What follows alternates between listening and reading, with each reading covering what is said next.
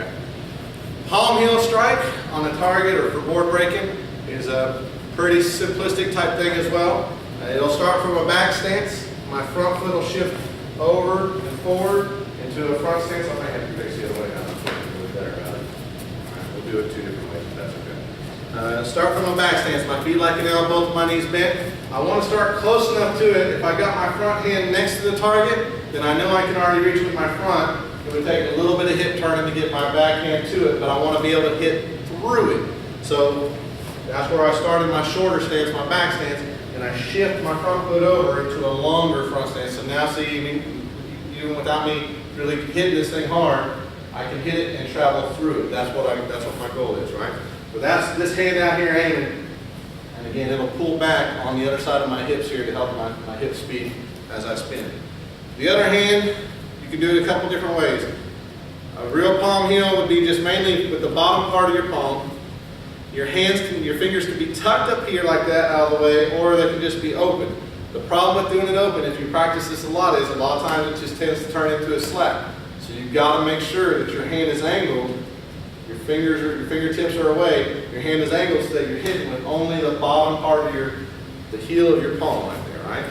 That's the goal. I practice it like this, but if I'm going to do it on a board, I want to get my fingers as much out of the way as I can, so I'll do it open then, but I still got the same technique. That hand will start upside down back here on my belt.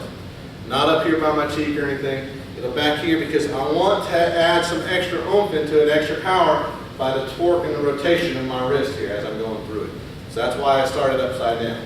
Back here, and I'll shift, go through. So this side of my hip, push that forward as I'm shifting into that nice front stance.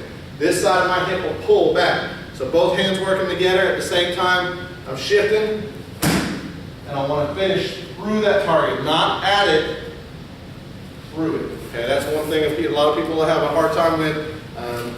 Let's do it on this side real quick.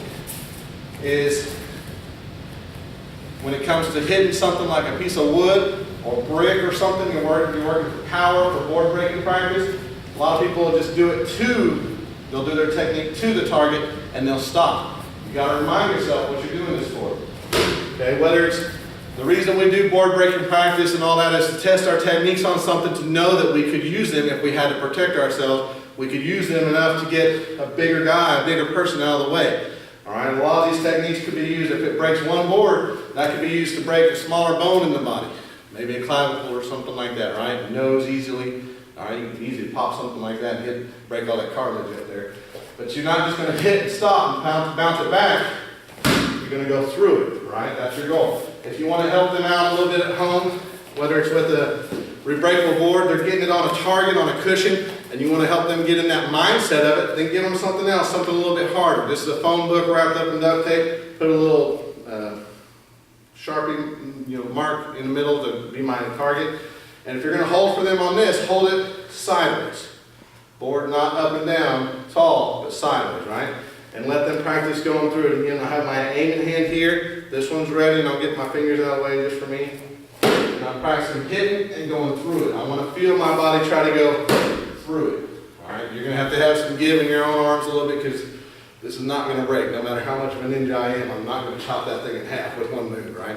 So you're going to let them hit and practice going through it. Don't let them just hit and stop. That's not helping your student practice at home. The two things they can get out of this is they can start getting through that mental block about hitting something hard, and then they can start conditioning their hand a little bit in case they did have to make contact with a big guy or a bully or something like that and have to hit this technique on a bone, right, instead of soft target. So that's what we're helping them with. Learn to condition that hand up a little bit, either on this or on a rebreakable board is fine. So there's your palm heel strike.